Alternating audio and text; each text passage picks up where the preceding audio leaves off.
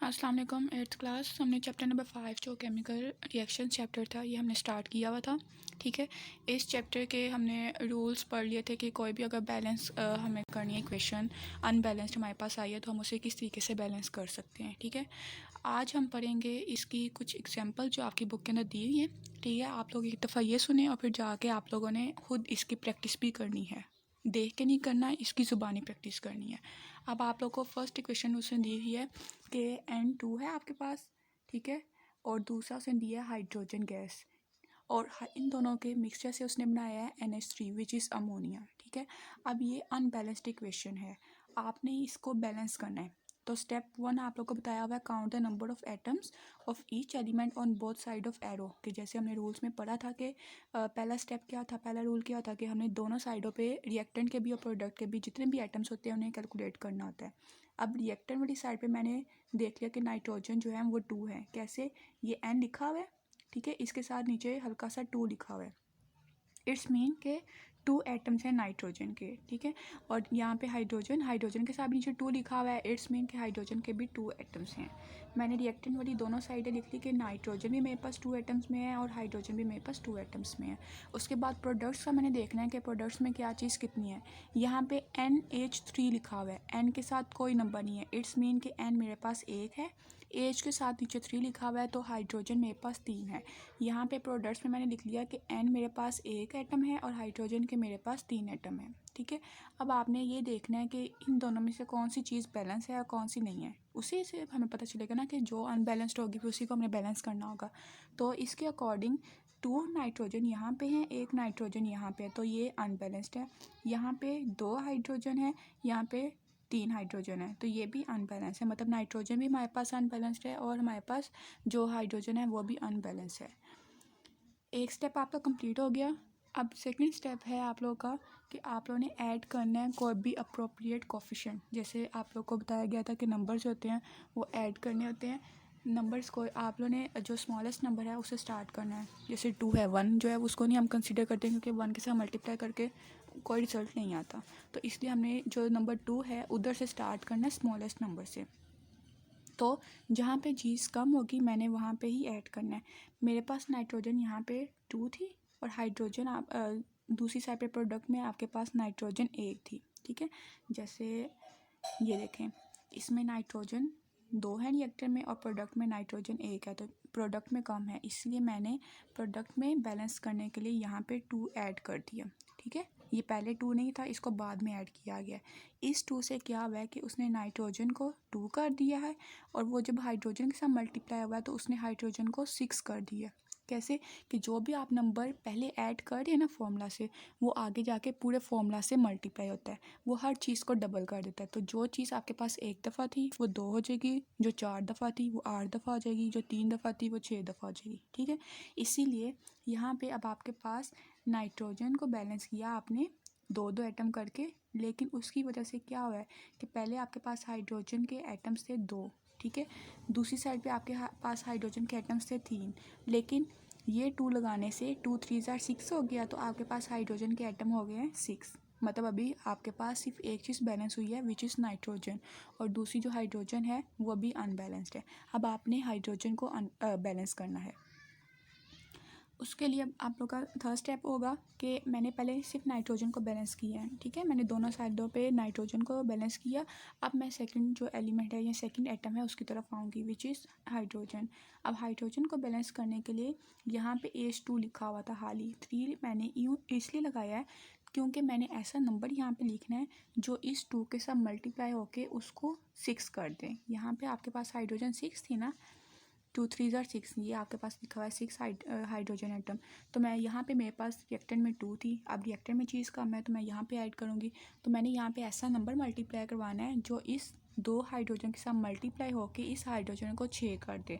तो जब मैंने 2 मल्टीप्लाई करवाया तो 2 2 ज़ार 4 हो रहा था, 6 नहीं मेरे पास हो रहा था, तो इसलिए मैंने उस 2 को रेस करके मैंने यहाँ पे जब 3 मेंशन किया है तो 2 3 ज़ार 6 हो जाए, तो यहाँ पे भी 2 3 ज़ार 6 हो गया। तो इस तरीके से हमारी ये इक्वेशन जो है वो बैलेंस होगी। अब देखें यहाँ पे 2 नाइट्रोजन है, आपके पास 2 N, यहाँ पे 2 नाइट्रोजन है, 3 2 ज़ा 6, यहाँ पे 6 हाइड्रोजन है, 2 3 ज़ा 6, यहाँ पे 6 ही आपके पास हाइड्रोजन है। तो इस तरीके से आपकी इक्वेशन जो है वो बैलेंस हो गई है। उसके बाद आप लोग की सेकेंड एग्जाम्पल है CH4 प्लस ऑक्सीजन। CH4 आप लोग को याद होगा मीथेन का फॉर्मूला था, ठीक है। मीथेन जो सुई गैस होती है उसको जब हम ऑक्सीजन में बर्न करवाते हैं, मतलब एयर के अंदर अगर हम उसे छोड़ देते हैं तो वो दो चीज़ें हमेशा बनाती है, एक वाटर बनाती है और सेकंड हमारे पास कार्बन डाइऑक्साइड बनाती है, ठीक है। अब इसको बैलेंस करते हैं। वही पहला स्टेप किया कि count the number of atoms of each element और compound on both side of the arrow, कि आपने जितने भी कंपाउंड्स हैं या जितने भी एटम्स हैं उनको कैलकुलेट करना है कि किस साइड पे कितने हैं और किस साइड पे कितने हैं। तो जिस साइड पे कम होंगे फिर हमें तब पता चलेगा कि यहाँ पे कम है तो हमने यहाँ पे ऐड करना है, ठीक है। अब आपके पास रिएक्टेंट में कार्बन 1 है, यहाँ पे पास आपके पास कार्बन 1 है, ठीक है। मैंने दोनों साइड पे लिख लिया कि रिएक्टेंट में भी कार्बन 1 है, प्रोडक्ट में भी कार्बन 1 है, तो मेरे पास कार्बन जो है वो बैलेंस है, इक्वल है, ठीक है। हाइड्रोजन यहाँ पे H4 लिखा हुआ है, ये 4 का मतलब है कि खाली हाइड्रोजन 4 है, कार्बन 1 ही है, ठीक है। जो नंबर पहले ऐड होगा वो आगे जाके पूरे फॉर्मूला को मल्टीप्लाई करवाएगा, लेकिन जो नीचे बाद में ऐड होता है उसका मतलब होता है कि जिसके साथ वो ऐड है सिर्फ वो चीज़ उतनी है, ठीक है। तो मतलब यहाँ पे हाइड्रोजन 4 है, यहाँ पे H2 लिखा है, यहाँ पे हाइड्रोजन 2 है, तो ये अनबैलेंस है। मेरे पास प्रोडक्ट में हाइड्रोजन कम है तो मैंने लिख दिया कि हाइड्रोजन यहाँ पे 4, यहाँ पे 2 और ये क्या है, अनबैलेंस है। उसके बाद ऑक्सीजन है, ऑक्सीजन यहाँ पे 2 है, ठीक है। यहाँ पे आपने पूरा कैलकुलेट करना है कि प्रोडक्ट में ऑक्सीजन कितनी है। एक तो वाटर मॉलिक्यूल के साथ लगी हुई है, ठीक है, O, यहाँ पे भी O2 लिखा हुआ है, तो 2 ये और 1 ये, टोटल आपके पास ऑक्सीजन हो गई हैं 3, ठीक है। और रिएक्टर में आपके पास ऑक्सीजन कितनी थी, 2, तो आपने लिख दिया कि रिएक्टर में ऑक्सीजन 2 है, प्रोडक्ट में आपके पास ऑक्सीजन 3 है, तो ऑक्सीजन जो है वो भी अनबैलेंस्ड है। तो इट्स मीन सिर्फ आपके पास जो कार्बन है वो बैलेंस है, बाकी आपके पास हाइड्रोजन और ऑक्सीजन जो है वो अनबैलेंस्ड है। तो आप लोगों ने अब इस दोनों को बैलेंस करना है स्टेप बाय स्टेप। तो अब मैंने करने हैं ऐड अप्रोप्रिएट कोफिशिएंट। तो कार्बन तो मेरे पास बैलेंस थी, अब मैंने सेकंड मेरे पास क्या था, हाइड्रोजन, मैंने उसको बैलेंस करना है। किस साइड पे कम था, प्रोडक्ट वाली साइड पे कम था, क्योंकि वहाँ पे 2 थी और रिएक्टेंट वाली साइड पे 4 थी। ये देखिए H4 था ना यहाँ पे और यहाँ पे H2 था, तो मैंने इस 2 के साथ ऐसा नंबर मल्टीप्लाई करवाना है कि मेरे पास आंसर 4 आए। तो 2 को मैं किसके साथ मल्टीप्लाई करवाऊँगी, तो मेरे पास हाइड्रोजन 4 हो जाएंगी, ऑब्वियसली 2 के साथ, 2 2 ज़ा 4 होता है ना, इसीलिए। तो हाइड्रोजन H4, ठीक है, क्योंकि यहाँ पे 4 हाइड्रोजन थी प्रोडक्ट्स के अंदर, तो मैंने जब ये 2 मल्टीप्लाई करवाया इसके साथ तो इसने हाइड्रोजन को 4 बना दिया और इसने ऑक्सीजन को 2 बना दिया, क्योंकि पूरे फार्मूला के साथ मल्टीप्लाई हुआ ना, इसीलिए। तो यहाँ पे हाइड्रोजन अब कितनी होगी, 4 होगी। तो इस मीन आपकी कार्बन जो थी वो पहले की बैलेंस थी, अब आपकी हाइड्रोजन जो है वो भी बैलेंस हो गई है। अब आपके पास रह गया ऑक्सीजन। ऑक्सीजन यहाँ पे O2 पहले लिखा हुआ था, पिछली अगर स्लाइड में आप लोग जाके देखें, ये देखें O2 खाली लिखा है, इसके साथ 2 नहीं लिखा। तो मैंने इसके साथ ऐसा नंबर मल्टीप्लाई करवाना है कि मेरे पास आंसर 4 आए। कैसे 4 आए, क्यों 4 आए, क्योंकि 2 ऑक्सीजन यहाँ पे है, ये 2 जो लिखा है इस 2 ने हाइड्रोजन को तो डबल किया था, लेकिन इसने साथ साथ ऑक्सीजन को भी डबल कर दिया था। तो 2 ऑक्सीजन इसके साथ हैं और 2 ही ऑक्सीजन इसके साथ हैं, टोटल आपके पास प्रोडक्ट में 4 ऑक्सीजन है। तो मैंने रिएक्टेंट में जो 2 ऑक्सीजन है इसके साथ ऐसा नंबर मल्टीप्लाई करवाना है कि मेरे पास 4 ऑक्सीजन हो जाए। तो मैं जब 2 इसके साथ लिखूँगी तो 2 2 ज़ा 4 ऑक्सीजन, ठीक है। यहाँ पे चारों ऑक्सीजन एक साथ हैं और प्रोडक्ट्स में 2 ऑक्सीजन यहाँ पे हैं, 2 ऑक्सीजन यहाँ पे हैं, तो 4 ही ना, हमने इसे बैलेंस करना है। तो इस तरीके से आपका जो ऑक्सीजन है वो भी बैलेंस हो गया। तो ये इक्वेशन जो आपकी बैलेंस हो गई है। उसके बाद थर्ड आपके पास एग्जाम्पल है, ये कंपाउंड की एग्जाम्पल उसने दी है CaCl2 प्लस Na2CO3, और आपके पास ये प्रोडक्ट में चीज़ें बनी हैं CaCO3 और दूसरी चीज़ आपके पास बनी है NaCl। फर्स्ट ऑफ ऑल जो कंपाउंड्स इस तरह के बड़े फार्मूलाज आते हैं आपने उसमें साइन डाल लेना है, ठीक है। साइन वैलेंसी का आप लोग को थोड़ा बहुत आइडिया होगा, साइन का मैं आप लोग को सिर्फ ये बता देती हूँ कि एक जो है वो आपके पास प्लस का होगा और दूसरा आपके पास जो है वो माइनस का होगा।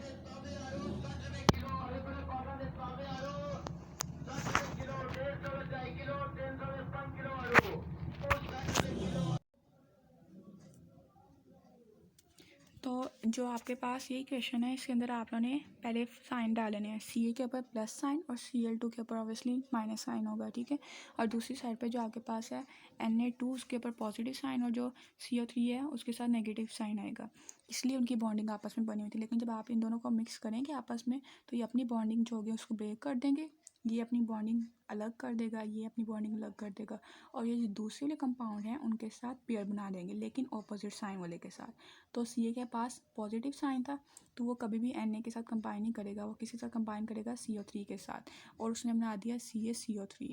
तो दूसरी साइड पे आपके पास Na था, उसने Cl के साथ मिलके क्योंकि ऑपोजिट साइन थे तो उसने बना दिया NaCl, ठीक है। अब आपने इस इक्वेशन को बैलेंस करना है, वही उसी तरीके से फर्स्ट स्टेप है कि count the number of atoms of each element और compound on both side of the arrow. Ca आपके पास है 1, ठीक है, दूसरी साइड पे आपके पास Ca है 1, मतलब बैलेंस है। उसके बाद आपके पास लिखा हुआ है Cl2 आपके पास रिएक्टेंट में 2 हैं, प्रोडक्ट में आपके पास Cl 1 है। ये मैंने लिख लिया कि रिएक्टेंट में मेरे पास इतनी चीज़ है, प्रोडक्ट में मेरे पास इतनी चीज़ है, तो ये अनबैलेंस है। उसके बाद नाइट्रोजन यहाँ पे 2 लिखी है, Na2 मतलब 2 नाइट्रोजन सोडियम के 2 आपके पास एटम्स हैं। Na जो होता है वो सोडियम होता है, हाल ही N लिखा होगा तो वो नाइट्रोजन होगा। और दूसरी साइड पे प्रोडक्ट में आपके पास Na 1 लिखा हुआ है तो इट्स मीन आपके पास यहाँ पे सोडियम 1 है। तो मैंने लिख लिया कि Na जो है रिएक्टर में 2 हैं और प्रोडक्ट में 1 है, तो ये मेरे पास अनबैलेंस्ड है।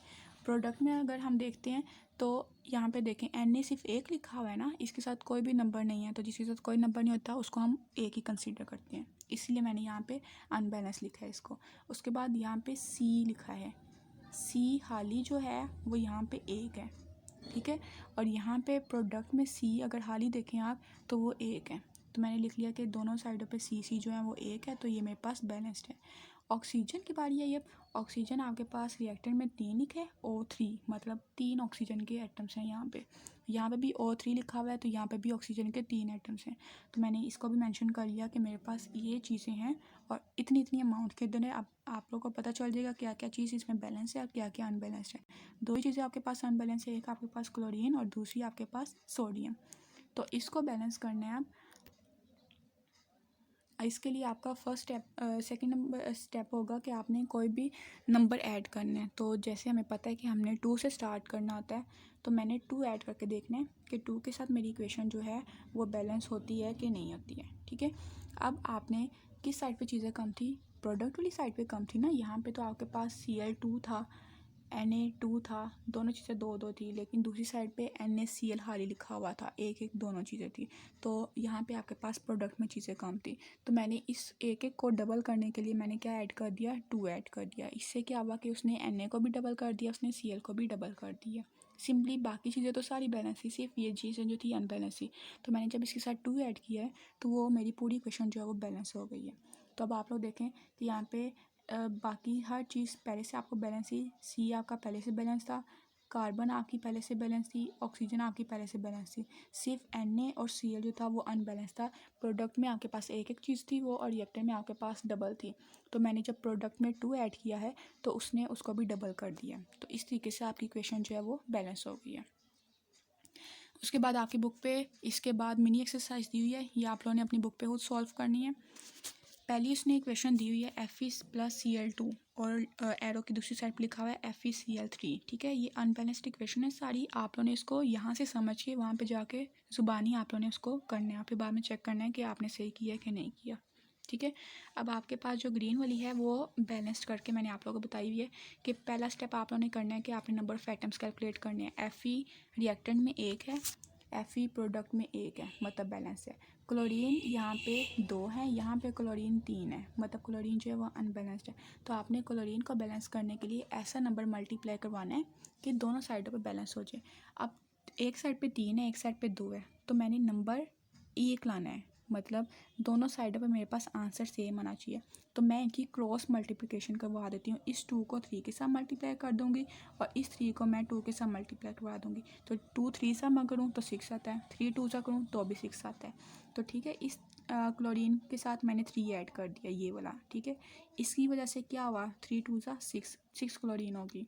और जब मैं इस 3 के साथ पहले यहाँ पे मैंने 2 ऐड कर दिया तो इसने क्लोरीन को क्या किया, डबल कर दिया। वो पहले 3 थी, बाद में वो 6 हो गई, ठीक है। अब क्लोरीन तो दोनों साइडों पे बैलेंस हो गई हैं, लेकिन क्या चीज़ डिस्टर्ब हो गई है, Fe डिस्टर्ब हो गया। यहाँ पे आपके पास अब Fe एक है, ठीक है।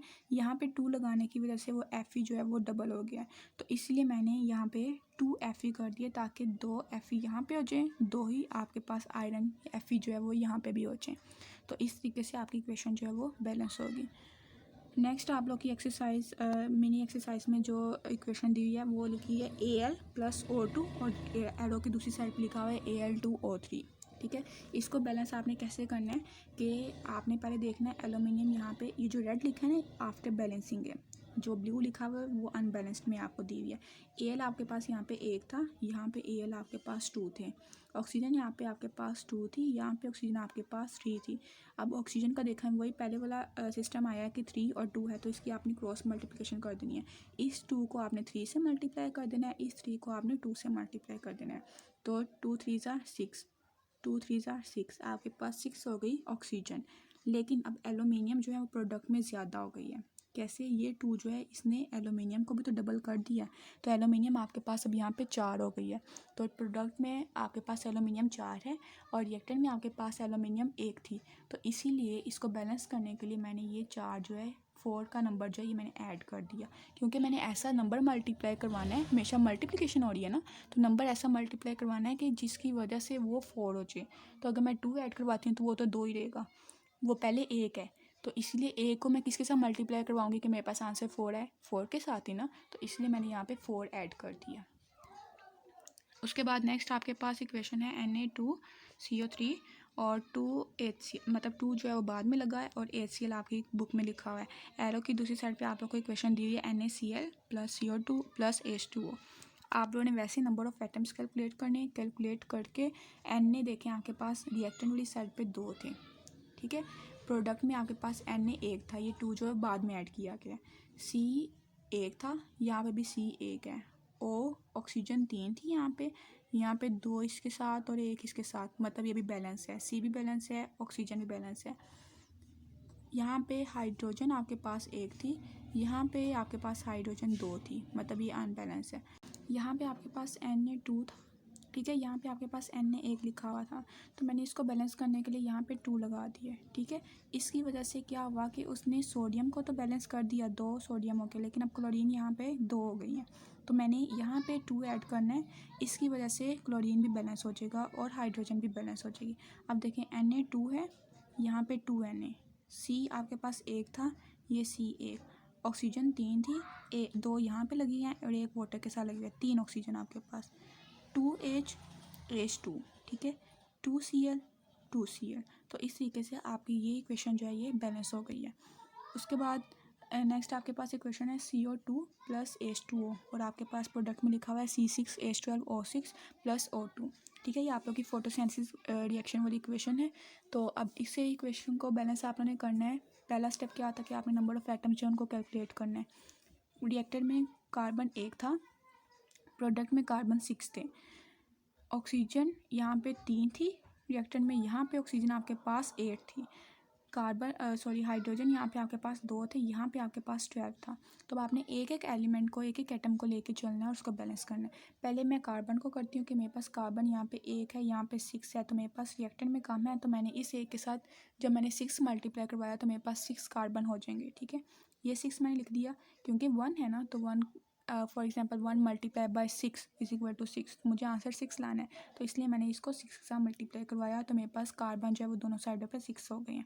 उसके बाद क्या चीज़ प्रोडक्ट में ज़्यादा है, हाइड्रोजन यहाँ पे 12 थी, यहाँ पे 2 थी, इस 2 के साथ मैंने ऐसा नंबर मल्टीप्लाई करवाना है कि मेरे पास आंसर 12 आए, ठीक है। तो 2 को मैं किसके साथ मल्टीप्लाई करवाऊंगी कि आंसर मेरे पास 12 आए, 6 के साथ, तो 6 2 सा 12 हो गया, ठीक है। अब कार्बन भी बैलेंस होगी, हाइड्रोजन भी बैलेंस होगी, लेकिन अब रिएक्टेंट के अंदर ऑक्सीजन जो है वो ज़्यादा हो गई है। रिएक्टेंट के अंदर अब ऑक्सीजन काउंट करें कितनी है, 12 यहाँ पे, 6 2 सा 12 और 6 ही यहाँ पे हैं, क्योंकि जब ये 6 हमने ऐड किए ना फॉर्मूला से पहले, ये और ये, इसने पूरे फॉर्मूला को डबल किया। जो एक ही थी उसने उसे डबल कर दिया, जो 2 थी उसे उसने 4 कर दिया। तो अब 12 आपके पास यहाँ पे ऑक्सीजन है, 6 आपके पास यहाँ पे, टोटल आपके पास 18 ऑक्सीजन है। यहाँ पे आपके पास टोटल 8 ऑक्सीजन थी। ये फॉर्मूला आपने इसको नहीं छेड़ना, ठीक है, क्योंकि फॉर्मूला अगर आप इसे डिस्टर्ब करेंगे तो आपको दोबारा से कार्बन और हाइड्रोजन बैलेंस करनी पड़ेगी, और आप फॉर्मूला के अंदर कोई भी चीज़ ऐड नहीं कर सकते। तो जो भी चीज़ ऐड करनी पड़ेगी वो फिर आपको पहले करनी पड़ेगी। तो आपके पास डायटोमिक के अंदर पड़ा हुआ है O2, ठीक है। अब आपने यहाँ पे बैलेंस करना है। आप समझें कि ये जो ऑक्सीजन है ना, 6 ऑक्सीजन जो है ये यहाँ पे यूज़ हो गए हैं, ठीक है। बाकी आपके पास ये 12 ऑक्सीजन जो है ये कम है, यहाँ पे 2 है। तो आपने इस 2 के साथ ऐसा नंबर मल्टीप्लाई करवाना है कि आपके पास आंसर 12 आ जाए, ठीक है। तो मैंने जब यहाँ पे 6 मल्टीप्लाई करवाया तो मेरे पास 6 ऑक्सीजन जो है 12 ऑक्सीजन जो है वो यहाँ पे पूरी हो गई हैं। अब देखें ये 12 ऑक्सीजन जो है वो यहाँ पे 12 ऑक्सीजन आ गई। ये 6 वाली जो थी ये फार्मूला की जो ग्लूकोज का फार्मूला था उसके अंदर है। तो टोटल 18 ऑक्सीजन यहाँ पे थी, 18 ही ऑक्सीजन यहाँ पे है, ठीक है। तो इस तरीके से आपने स्टेप बाय स्टेप आपने हर इक्वेशन को बैलेंस करना है, और इसको समझ के आप लोगों ने अपनी बुक पे खुद सॉल्व करने की कोशिश करनी है। रफली एक दफ़ा कर लें, एक दो दफ़ा कोई बात नहीं, आपसे मिस्टेक होगी, लेकिन आप लोग जब इसे खुद प्रैक्टिस करेंगे ना तब भी करनी आएगी। तो इसलिए try to balance this equations by your self, कि आप लोगों ने देख के नहीं करनी कहीं से, या जो वीडियो है यहाँ से आपने सिर्फ सेम आगे उसको सही करके नहीं लिख देना। आप लोगों ने उसको खुद बैलेंस करने की कोशिश करनी है, और फिर चेक करना है कि आपकी इक्वेशन जो है वो आपने जो बैलेंस किया है वो सही की है या नहीं की है, ठीक है। Thank you.